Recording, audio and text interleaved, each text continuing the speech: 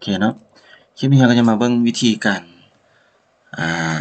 เพิ่มบัญชีหรือว่าประเภทการชำระเนาะของเขาอยู่บัดนี้เขาอยู่บนจัดการบัญชีแล้วก็เบิ่งรายการบัญชีมันก็จะมีเห็นบ่ใช้คะแนนแรก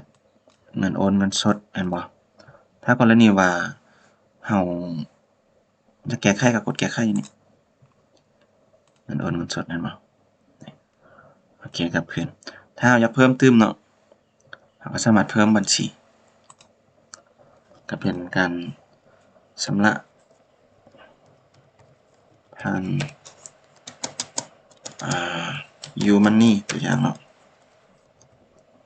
โอเค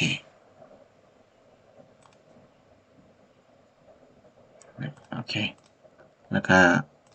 อันนี้เป็นเงินสดหรือว่าเงินโอน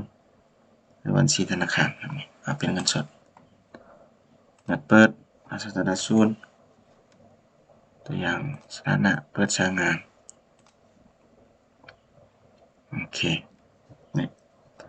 อันนี้ก็คือสำหรับผ่าน Umoney โอเคบัดนี้วิธีการเพิ่มเนาะเวลาที่เราค่าสินค้าเราก็จะมีการรับเงินมาจากรายการที่เราเพิ่มไว้เนาะก็คือชำระตัวอย่างเห็นบ่ชำระผ่าน Umoney ปึ๊บเลือกชำระผ่าน Umoney ชำระทั้งหมดแบบนี้เนาะประมาณนี้